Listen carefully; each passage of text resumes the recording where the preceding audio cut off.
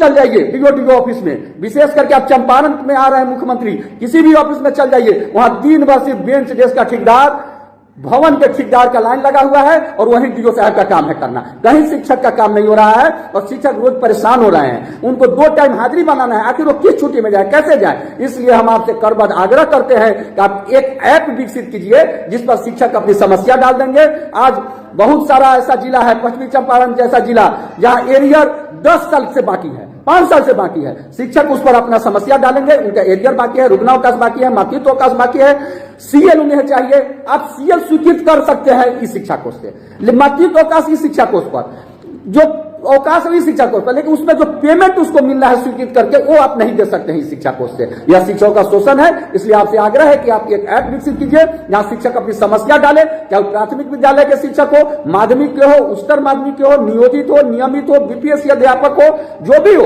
वो अपना उस पर समस्या डालेंगे और उसका समाधान आप कीजिए। नमस्कार, इस चैनल पर आप सभी का हार्दिक स्वागत है। मैं संजीव समीर। आज की इस वीडियो में बहुत कुछ महत्वपूर्ण होने वाला है। क्या कुछ महत्वपूर्ण होने वाला है, इस पूरी वीडियो को आप जरूर देखिए। तो की समस्या है, उस समस्या को दूर करने के लिए जब हाजिरी बनाई जा रही है इस शिक्षा कोष के माध्यम से, तो उसी इस शिक्षा कोष के एक ऐप जो बनाए गए हैं उसी के अंतर्गत वो सुविधाएं भी दी जानी चाहिए जिसमें शिक्षकों की समस्या डाली जाए और शिक्षकों की समस्या का समाधान उच्चस्थ पदाधिकारियों के द्वारा कर दिया जाए। क्योंकि हाजिरी बन ही रही है, सीएल और एसएल या अन्य तरह की जो ट्रांसफर की बात है, वो सभी चीजें उस ऐप के माध्यम से हो रहा है। तो फिर शिक्षकों की समस्याओं को दूर करने का प्रावधान उस ऐप में क्यों नहीं हो सकता है? या किसी तरह का एमडीएम से संबंधित कंप्लेन या पोशाक छात्रवृत्ति या और भी जो भी काम है उससे संबंधित कोई अगर कंप्लेन है तो उस कंप्लेन को दूर किया जाना चाहिए और इस ऐप के माध्यम से होना चाहिए ताकि त्वरित कार्रवाई हो सके। सभी शिक्षक का हाजिरी बन रहा है इस शिक्षा कोष से। विभिन्न जो एमडीएम का रिपोर्ट है, अन्य रिपोर्ट है, वह इस शिक्षा कोष से जा रहा है। हम इसका स्वागत करते हुए बिहार के आदरणीय मुख्यमंत्री, शिक्षा मंत्री और विशेषकर एसीएस एस सिद्धार्थ साहब से करबद्ध आग्रह करते हैं कि आप एक ऐसा ऐप विकसित कीजिए इस शिक्षा कोष में जहां शिक्षक अपनी समस्याओं को डाल दे, उस पर अपनी समस्या को लिख दे। शिक्षक अपनी व्यक्तिगत समस्या है, विद्यालय की समस्या है, बच्चों की समस्या है, पढ़ाई की समस्या, उन समस्याओं को उस ऐप पर डाले और उसका समाधान आपके विभाग की स्तर से हो।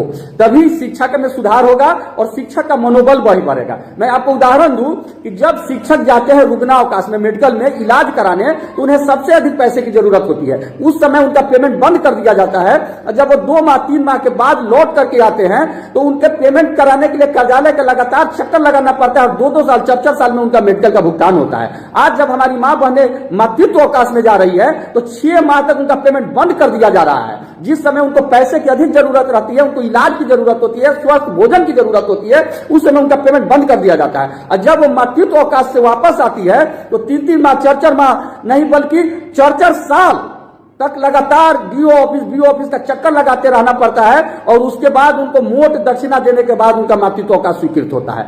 इस तरह की बहुत सारी समस्याएं हैं जिसके लिए आप किसी भी चल जाइए डीओ ऑफिस में, विशेष करके आप चंपारण में आ रहे हैं मुख्यमंत्री, किसी भी ऑफिस में चल जाइए, वहां दिन भर सिर्फ बेंच डेस्क का ठेकेदार, भवन के ठेकेदार का लाइन लगा हुआ है और वहीं डीओ साहब का काम है करना। कहीं शिक्षक का काम नहीं हो रहा है और शिक्षक रोज परेशान हो रहे हैं। उनको 2 टाइम हाजिरी बनाना है, आखिर वो किस छुट्टी में जाए, कैसे जाए। इसलिए हम आपसे करबद्ध आग्रह करते हैं कि आप एक ऐप विकसित कीजिए जिस पर शिक्षक अपनी समस्या डाल देंगे। आज बहुत सारा ऐसा जिला है, पश्चिमी चंपारण जैसा जिला, जहां एरियर 10 साल से बाकी है, 5 साल से बाकी है। शिक्षक उस पर अपना समस्या डालेंगे, उनका एरियर बाकी है, रुग्ण अवकाश बाकी है, मातृत्व अवकाश बाकी है, सीएल उन्हें चाहिए। आप सीएल स्वीकृत कर सकते हैं इस शिक्षा कोष से, मातृत्व अवकाश इस शिक्षा कोष पर, जो अवकाश इस शिक्षा कोष पर, लेकिन उसमें जो पेमेंट उसको मिल रहा है स्वीकृत करके, वो आप नहीं दे सकते हैं इस शिक्षा कोष से। यह शिक्षकों का शोषण है। इसलिए आपसे आग्रह है कि आप एक ऐप विकसित कीजिए जहां शिक्षक अपनी समस्या डाले, चाहे प्राथमिक विद्यालय के शिक्षक हो, माध्यमिक के हो, उच्चतर माध्यमिक के हो, नियोजित हो, नियमित हो, बीपीएससी अध्यापक हो,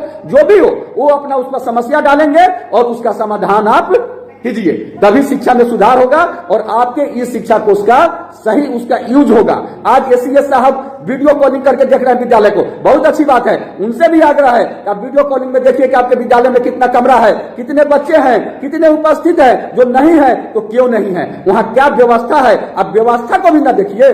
मैं आपसे आग्रह करता हूं कि जहां भी कमी पाई जाती है, जो निरीक्षण कर्मी इस बीच में आए हैं उन सब पर कार्रवाई कीजिए। आप में अगर दम है, आप वास्तव में सुधार चाहते हैं तो आप डीपीओ पर कार्रवाई कीजिए, बीओ पर कार्रवाई कीजिए, जो सिर्फ जांच के नाम पर रुपए का बाजार बनाए हुए हैं। मैं दावे के साथ कहता हूं कि जितने डीपीओ हैं उनमें अधिकांश 10% 20% अच्छे हैं, लेकिन 70% का काम सिर्फ बेचना, थाली बेचना, फीडबैक रूम में कमीशन लेना है। इसलिए आप समस्याओं का समाधान कीजिए। एक एक समस्या के लिए शिक्षक जो 50-50 दिन डीओ ऑफिस का चक्कर लगाना पड़ता है, उस चक्कर लगवाना बंद कीजिए, ताकि शिक्षक मानसिक तनाव से मुक्त होकर विद्यालय में रह करके अपना पठन पाठन का कार्य कर सके। और इसके लिए एकमात्र उपाय है कि आप ऐप विकसित कीजिए और ई शिक्षा कोष से सारा शिक्षक अपने समस्या को डाले और 30 दिन के अंदर उनके समस्याओं का समाधान कर दिए, तभी शिक्षक में वास्तव सुधार होगा।